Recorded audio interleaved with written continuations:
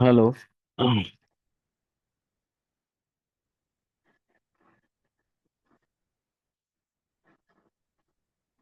क्या बता रहे थे? शनि ना? Sir Saturn. हाँ हाँ, शनि। जी सर। जी। हाँ, 12 हाउस में अगर सेटर्न आ जाए तो यहाँ अब क्या क्या होगा? एक तो ऐसे व्यक्ति, इसका ना वो कहते हैं, एक कहावत है कि लाज लज्जा भय। हाँ, ये भय भय मतलब डर के बारे में बता रहा हूं। ये मतलब इससे ये बिल्कुल दूर रहेगा। इसके पास ऐसा कोई भी चीज नहीं होगा कि माने यूं यूं समझ लीजिए, इसको तो ना लाज लगेगा और ना ही इसको कोई डर होगा। ऐसा व्यक्ति कहीं पे भी कोई भी कुछ भी काम जाके कर सकता है, खास करके काम के लिए।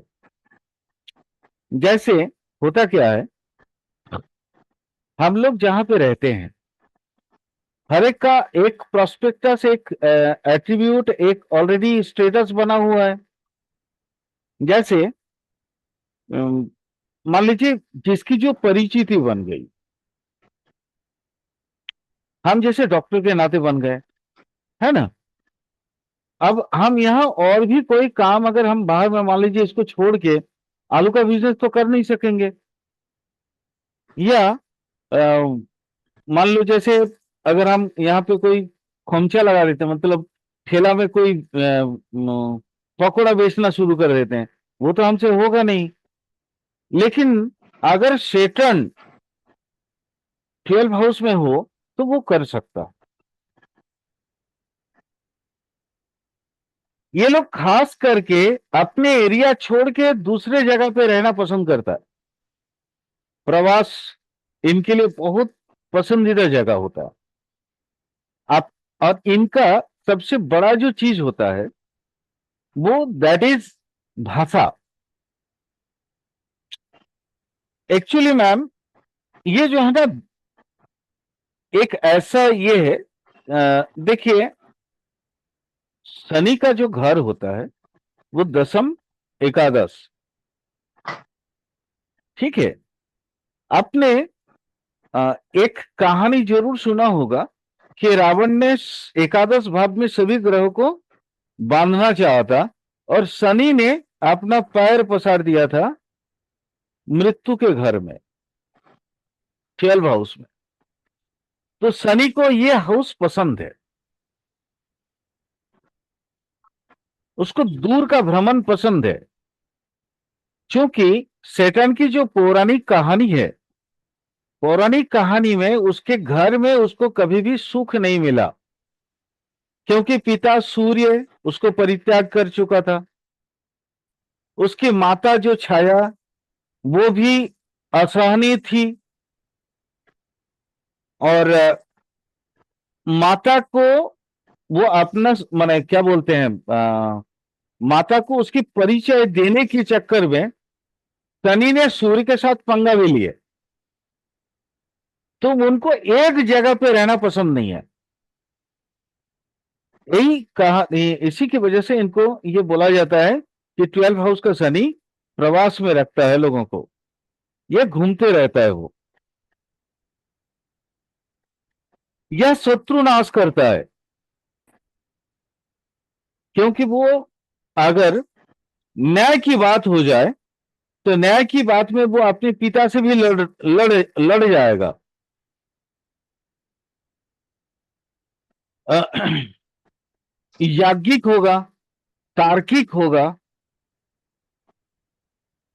और यज्ञ का फल भी भोग करेगा। क्योंकि ऐसे लोग, मान लीजिए, यज्ञ फल मतलब यहाँ ये नहीं बोला जा रहा है कि कहीं होम हो रहा है तो वो होम होम में से जो आहुति दी जाते हैं उसके फल भोग, नहीं, ऐसा नहीं है। क्योंकि वहां पे भंडारा भी लगता है, यज्ञ फल वो भी कहते हैं। जहां यज्ञ होता है वहां पे भंडारा लगता है, और ऐसा व्यक्ति उस भंडारे में चला जाएगा और अपना पेट भर के आराम से आ जाएगा। उसको किसी तरह का कभी कोई मतलब मन में ये दुविधा नहीं होगा, ये डाउट होएगा ही नहीं कि हम खाएं या ना खाएं। हम लोगों को हो सकता है ना, कहीं अगर निमंत्रण ना हो तो मनीषा मैम, लक्ष्मी मैम में से कोई भी नहीं जाएंगे, है ना? सही बोल रहा हूँ? Yes sir. Sir Shani twelfth में नहीं है, अगर होता तो जाते।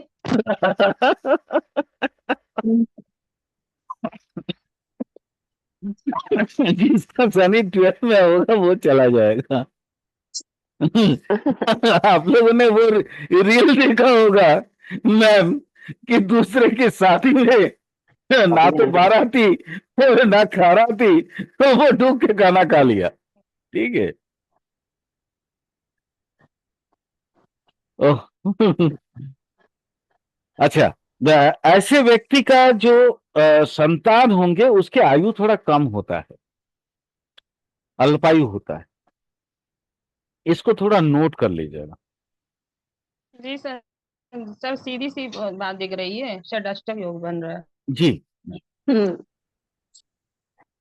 अब चलिए, अब सबसे अच्छा, नहीं सबसे अच्छा नहीं, अभी अभी राहु छूट गया, राहु को बता दें। सबसे अच्छा मतलब हम क्या बोलना चाह रहे थे वो समझ गए होंगे ना, कि अष्टम द्वादश भाव में केतु, है ना? नहीं, अभी राहु छूटा है, तो राहु को पहले, राहु को मैंने याद होगा आप लोगों को बताए थे कि 1 से लेके 6ठा भाव में राहु अच्छा होता है, जी सर। और 7वां से लेके 12 भाव में राहु अच्छा नहीं होता। ठीक है, तो यहाँ पे भी ये 12 हाउस में है, तो राहु अच्छा तो बिल्कुल नहीं होगा। जी। आ, ये सब्जेक्ट नहीं है, फिर भी मैं थोड़ा सा वो मेडिकल एस्ट्रोलॉजी की 2-4 चीजें बता देता हूं। अगर किसी के 12 हाउस में आपका क्या बोलते हैं, राहु होता है, तो उसका ना पसली का दर्द बना रहेगा।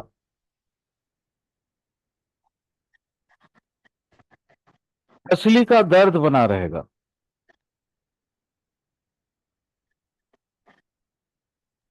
ये सर मेडिकल एस्ट्रोलॉजी का एक वो क्या बहुत, होता है? पसली नहीं जानती है? पार्श्वशूल बोलते हैं जिसको संस्कृत में, हड्डी पसली होता है ना। हाय भगवान। अपने जैसे जो चेस्ट का राइट साइड या लेफ्ट साइड में, हाँ हाँ sir, ribs. Ribs, yes yes, अंग्रेजी में उसको रिब्स बोलते, बिल्कुल बिल्कुल, अंग्रेजी में रिब्स। तो वहां पे ये राइट, खास करके राइट साइड में इसका पेन बना रहेगा। राइट या लेफ्ट दोनों में हो सकता है, बट मैंने जो मेडिकल एस्ट्रोलॉजी का जितना रिसर्च किए, तो उसमें मैंने जनरली देखा है दाहिने तरफ ज्यादा होता है इसका।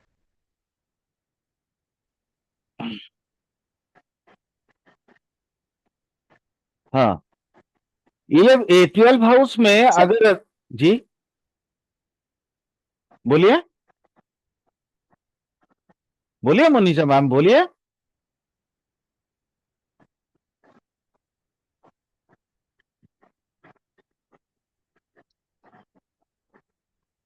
बोलिए। सर आप पसली में क्या होता है वो मुझे दर्द, जानना दर्द, है। दर्द। दर्द। हाँ, दर्द, पीड़ा, ओके। Pain pain. अच्छा पेन होता ठीक है, है सर। पेन। हाँ ठीक। हाँ हाँ।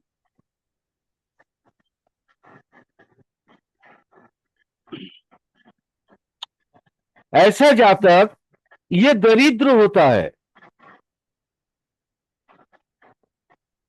और वो चाहे कितनों पोटेंशियलिटी लेके, कितनों स्ट्रेटेजी लेके अपना काम स्टार्ट करे, बट वो हमेशा फेल्यूर होता है।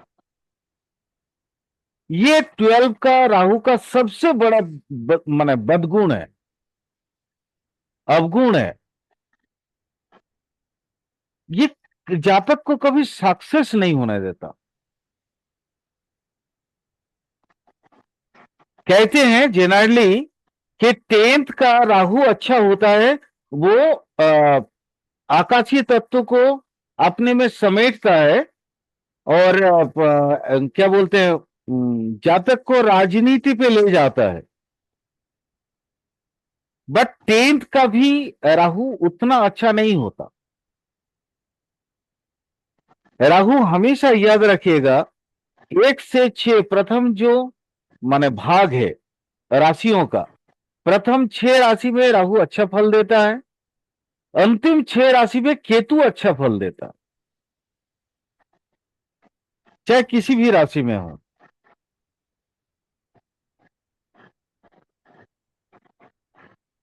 यहां पे क्या होता है, राहु राहु है क्या, बेसिकली राहु एक छाया है। जमीन में छाया दिखता है, लेकिन पानी में छाया दिखेगा भी नहीं। दिखता है क्या? नहीं सर। यानी इसका ना अपना कोई निजी क्वालिटी ही नहीं रहेगा। इसके ज्यादातर लोग जो होंगे, मतलब जो दोस्त वगैरह होंगे, मित्र वगैरह होंगे, वो भी खल टाइप का होगा। खल मतलब द श्रूट पर्सन।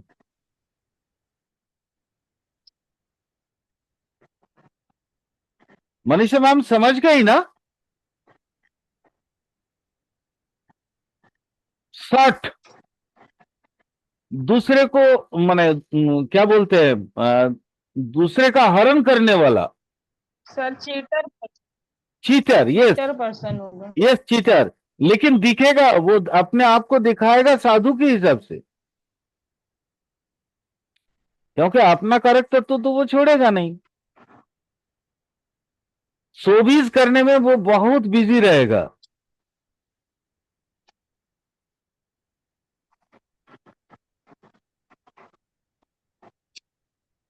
और ये खुद अपने आप को ढोंगी साधु बनाता है बोल के साधुओं से भी इसका पटता नहीं है। और साधुओं को भी, ओरिजिनल जो साधु होंगे, उनको ये अपना दुश्मन मानेगा। ये एकदम पाखंडी है। पाखंडी जो वर्ड आता है ना हिंदी में, पाखंड करता है ये।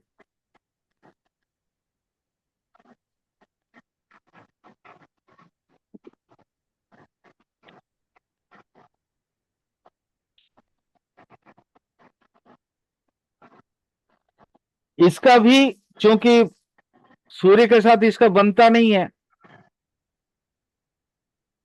तो नेचुरली इसका भी संतान स्वल्पायु होगा।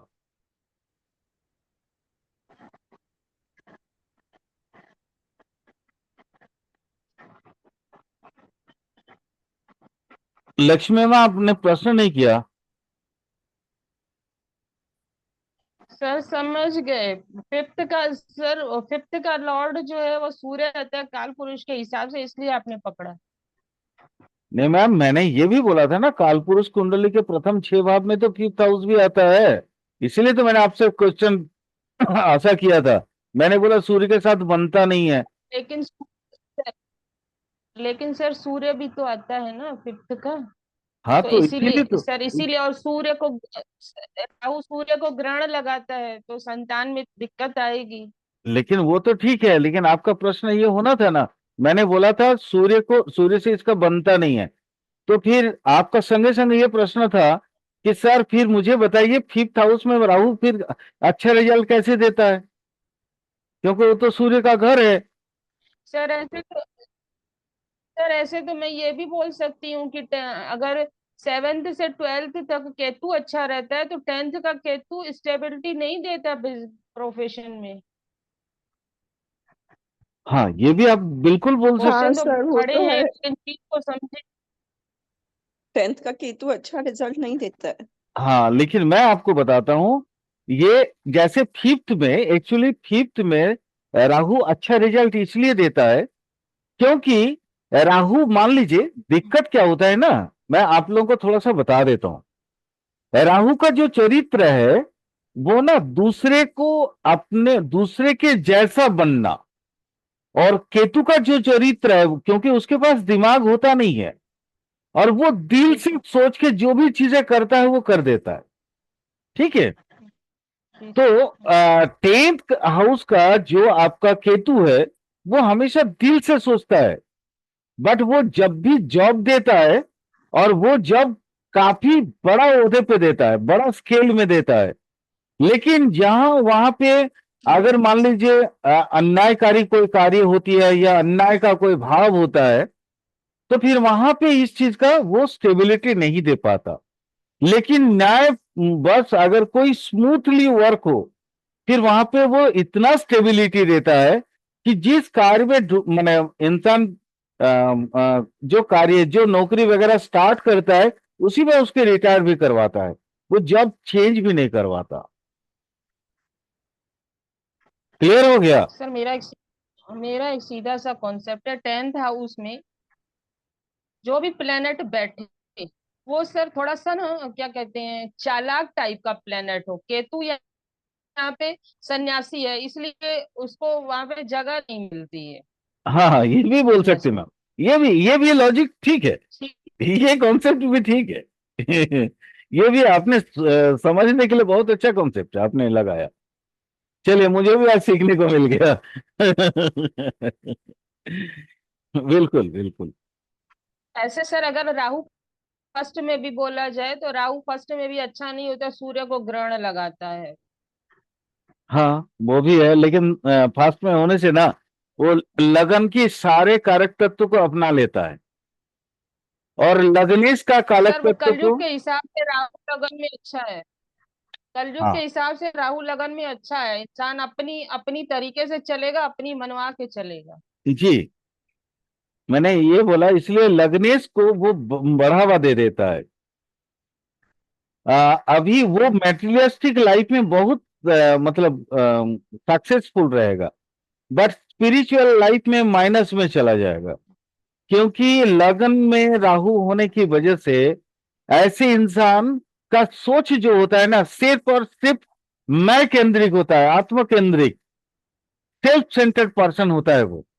और सेल्फ सेंटर्ड पर्सन अपने फायदे के लिए दूसरे को मार भी देता है। और समझ गए? फोर्थ का राहु, जी सर, फोर्थ का राहु भी ना एकदम से भय उत्पन्न कर देता है घर में, डरावना घर पड़ा रहता है। नहीं, फोर्थ का राहु उतना खराब नहीं करता है, उतना नहीं करता। इसलिए नहीं करता है क्योंकि राहु को ना दिखावा बहुत पसंद है। राहु अगर सर फोर्थ हाउस में कनेक्टेड हो जाए ना मैम, तो आपको तरह तरह का घर मकान दिलाएगा। सर भले एक कॉन्सेप्ट इसके साथ ये भी है ना कि उस घर में वास्तु दोष मिलेगा ही मिलेगा। हाँ, यानी डर डर का साया रहता है इसके घर। नहीं, वो सबसे ज्यादा डर का साया रहता है अगर 10th का राहु हो।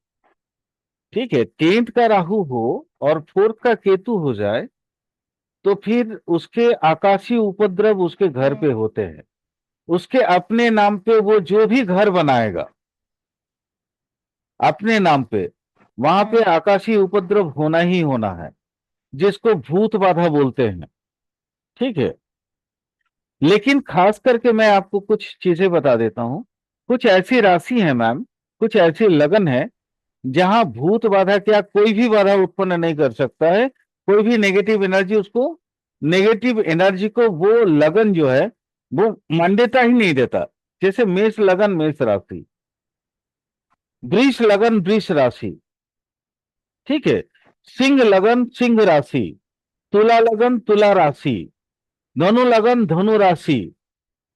ठीक है। ये जो है ना, ये एकदम ही, ये कोई भी बाधा को अपने सामने में आने ही नहीं देता। परंतु सर आपने कहा धनु लगन धनु राशि, यानी कि मून मून धनु में होना चाहिए, यानी मतलब मून भी वहीं पे होना चाहिए ना। मैम, मैंने ये बोला धनु लगन ऑब्लिक धनु राशि, मेष लगन ऑब्लिक ऑब्लिक ऑब्लिक मेष ठीक है। राशि। देखिए दिक्कत क्या होता है, ठीक सर। लगन जो है ना, वो आत्मिक तत्व का ऊर्जा होता है। और मून जो होता है ना, जी सर। वो होता है आपका मानवीय ऊर्जा। जी ठीक है। और सूर्य जो होता है जी वो एकदम सेंट्रल ऊर्जा होता है। मतलब जो आप जो ऊर्जा लेके आए हैं, देखिएगा, अगर मान लीजिए किसी के सूर्य जहां पे जिस भाव में बैठते हैं ना, उस भाव का उसका जो डिमांड है वो जिंदगी भर उस भाव का डिमांड उसके पास रहेगा। जैसे अगर सेवेंथ हाउस में सूर्य हो जाए तो जिंदगी भर उसको स्पाउस का डिमांड रहेगा, प्यार का डिमांड रहेगा, अगर फिफ्थ में आ जाए। लेकिन दिक्कत होता है ना कि अगर मैलिफिक सूर्य उस जगह पे बैठे तो जिंदगी में वो कभी मिलता ही नहीं उसको।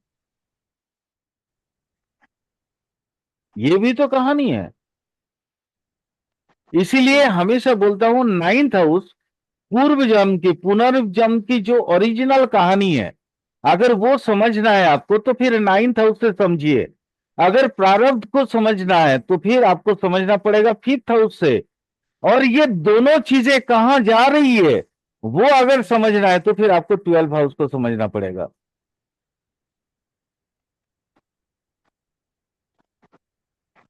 कोई व्यक्ति, आप कभी कुंडली को, चलिए मैं ये थोड़ा सा केतु को खत्म करके मैं इस ये आलोचना में आ रहा हूं। ठीक है। ये जी क्योंकि आप लोगों ने बताया और मैं बोलना स्टार्ट कर दिया तो मैं इसको पूरा करता हूं। ठीक है मैम। जी सर। बहुत एडवांस लेवल की बात होगी बट आप लोग के लिए तो एडवांस लेवल कोई मैटर नहीं, क्योंकि आप लोग ऑलरेडी बेसिक को अच्छे से जान चुके हो। तो आप लोगों से बोलना भी अच्छा लगता है, पढ़ाना भी अच्छा ही लगता है कि थोड़ा एडवांस लेवल पढ़ेंगे तो आप लोग इस चीज को समझ सकते हैं, है ना। केतु को मैम थोड़ा सा बोल देते हैं। 12 हाउस में जी केतु, सर। 12 हाउस में केतु मतलब ये सर्वोत्तम योग में से एक है। ऐसे जातक राजतुल्य ऐश्वर्य पाता है, राजा जैसा बना रहता है। सम्मान, शौर्य, वीर्य, इसका जो भी होगा, नाम, यश, कीर्ति, प्रभाव, माने एकदम लाइक ए किंग।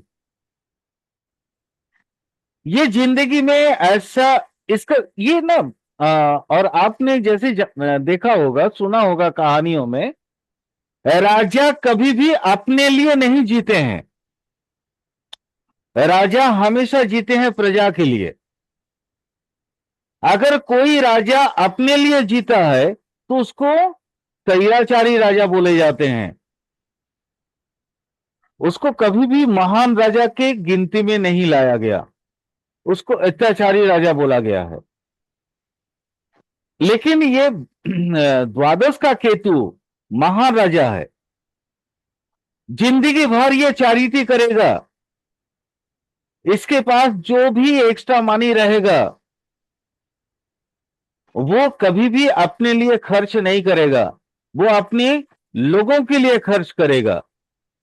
ये जिस एरिया का भी रहेगा उस एरिया में लोग इनको ना, मतलब मान लीजिए अगर किसी के घर में शादी है और वो अपना अर्थ जुगाड़ नहीं कर पाया, पैसा वगैरह जुगाड़ नहीं कर पाएगा और इसके घर में जाएगा तो ये 100% आपको मदद करेगा।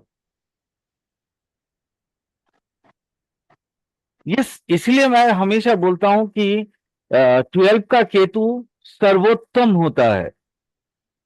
ये आज से नहीं, मैं बहुत सालों से बोलते आ रहा हूं और मैंने जितने कुंडली पे 12 का केतु देखा है, मेरी ये थ्योरी को और भी मजबूत करता है और भी ताकत देता है। क्योंकि मेरा जो कॉन्सेप्ट है वो कॉन्सेप्ट एकदम ओरिजिनल है और सत्य है। पराशर जी के कॉन्सेप्ट, जेमिनी जी के कॉन्सेप्ट के साथ ही मैंने ये कॉन्सेप्ट में थोड़ा सा इंप्रोवाइज किया है। मैं उन्हीं लोगों का कॉन्सेप्ट लेके बात कर रहा हूं आपसे। जैसे मेरा कॉन्सेप्ट में इंप्रोवाइजिंग क्या है, ऐसे व्यक्तियों का ना गुझ पीड़ा बहुत होगा, गुप्त पीड़ा, गुप्तांगों की असुविधाएं,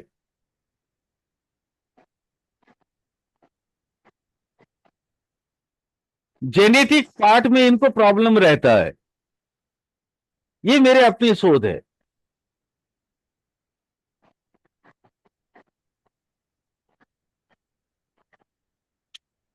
ऐसे जातक ननिहाल से कभी भी सुखी नहीं होता।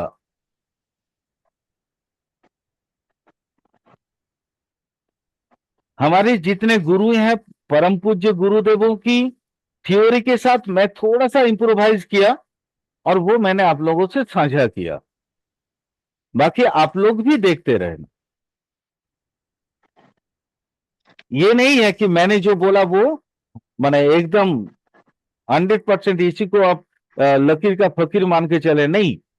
आप भी अपने कुंडली जब भी देखेंगे, कम से कम 10 कुंडली में अगर 7 में से ऐसा कोई रिजल्ट आपको मिलता है तो आप मेरी बात को मानिए, अदरवाइज खुद रिसर्च करिए।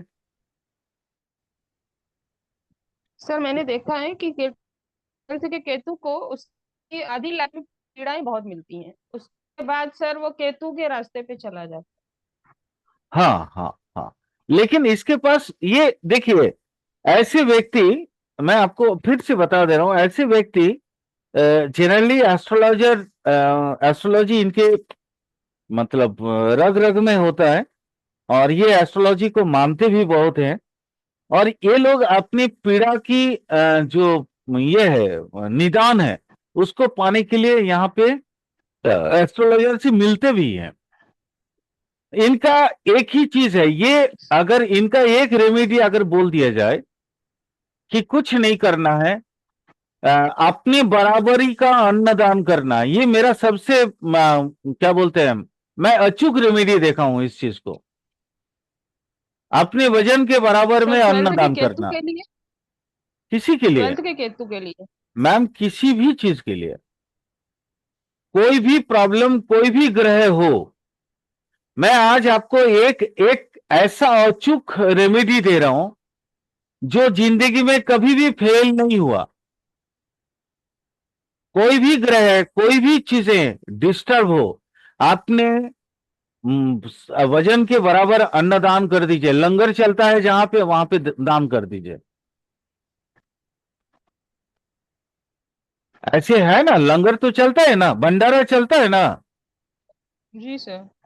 जहां भंडारा चलता है, आपको कोई भी दुख हो, और ये 12 का केतु में तो 100% ये इफेक्टिव है, ठीक है।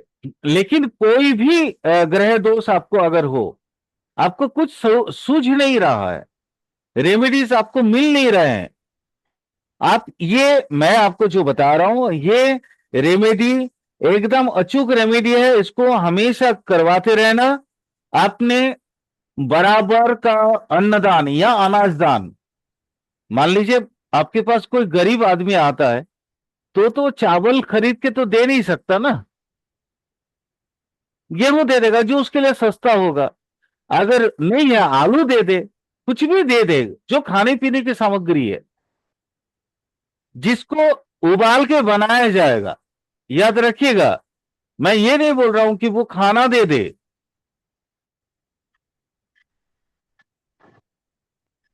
माने वो पूड़ी, पूड़ी नहीं, आटा दे दे, पूड़ी नहीं देना है। कच्ची सामग्री लेनी है। कच्चे सामग्री जहां पे भंडारा चलता है वहां पे अपने वजन का बराबर दान कर दे, उसके पास जो साध्य है उसका। अगर मान लीजिए एक बार में नहीं दे सकता है तो बारी बारी करके बराबर कर दे। किसी का अगर 80 किलो वजन है तो वो 10 किलो 10 किलो करके 8 बार दे दे, ठीक है। उसका देखिएगा जितने भी प्रॉब्लम्स है। और लक्ष्मी मैम, खास करके मैं, आपने एक कुंडली मुझे दिया था,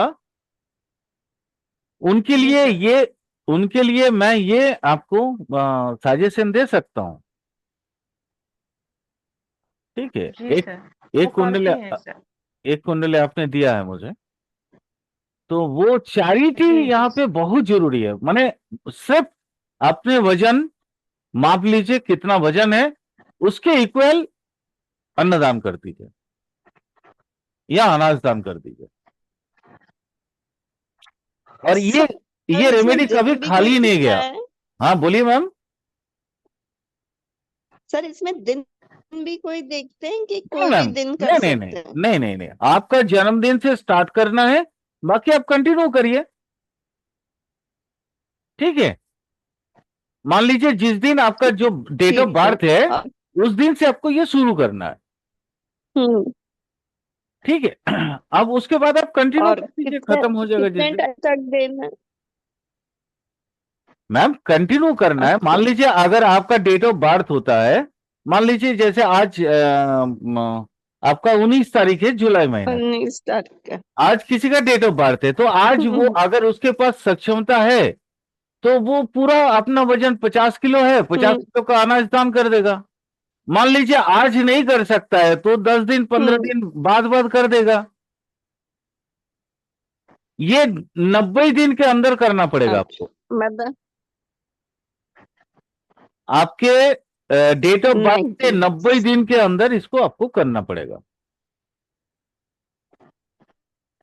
ठीक। ठीक है। अभी लक्ष्मी मैम बोल रही थी, लक्ष्मी मैम लाल किताब का जी सारा रेमेडीज होता है 40 डेज का, ठीक है। 43 डेज। हाँ वही 40 डेज, 43 डेज। बट वैदिक में ऐसा कोई स्पेसिफाइड नहीं है, हम हमेशा बोलते हैं कि 90 डेज के अंदर, यानी क्यों बोलिए तो ये 90 डेज क्यों बोला गया है, क्योंकि आपका वर्ष प्रवेश जब होगा अच्छा। तो सूर्य एक महीना उस राशि में रहते हैं, अगला महीना में नेक्स्ट राशि में जी रहेंगे, और उसके बाद महीना में वो थर्ड जी। हाउस में रहेंगे। ये तीनों आपका इंप्रूविंग हाउस है। अच्छा। लॉजिक समझ में आया? तो जी यानी सर। लगन हाउस, लगन सर में आप दान कर सकते हैं, सेकेंड हाउस में कर सकते हैं, और थर्ड हाउस में कर सकते हैं, बाकी में नहीं करिए, ठीक है। तो इसलिए 90 दिन के अंदर अंदर आपको ये मतलब पूरा सर। करना है। अन्नदान अगर करना है तो जिस दिन अच्छा डेट अच्छा। ऑफ बर्थ होता है उस दिन तो सूर्य आपके राशि में आएगा ना। जी सर। डेट ऑफ बर्थ का मतलब आप समझ रहे हैं, उस दिन आपका सूर्य प्रवेश करेगा।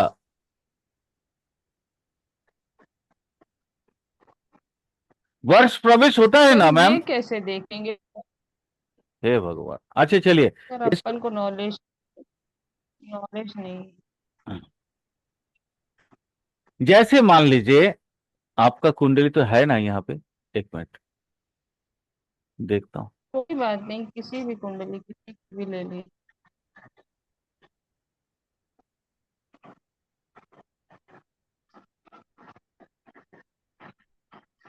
जैसे देखिए ये कुंडली है, अगस्त 15 जी सर। 1872।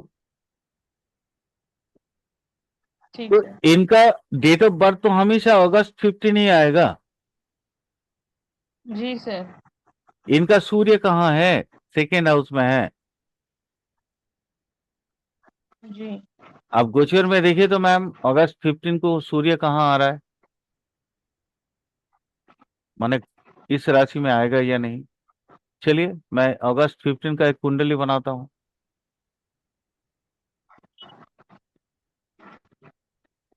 डेट डालता हूं अगस्त 15 जुलाई अगस्त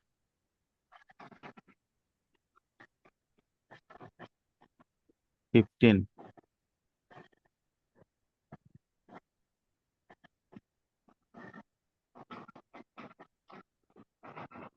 ये कहाँ डेट, जगह बदल गया लग रहा है। हाँ जगह बदल गया। सूर्य सर 10th हाउस में नहीं नहीं 4 नंबर राशि। नहीं मैम, जगह बदल गया और साउथ ग्रोगियन हो गया। ये इंडिया होना चाहिए ना।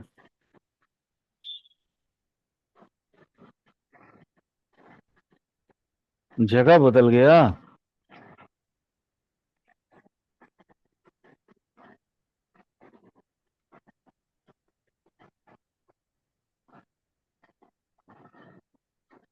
ले, ये फिर जगह बदल गया, देखिए टाइम जोन बदल गया, 6 हो गया। टाइम जोन 5:30 होना चाहिए ना यहाँ का।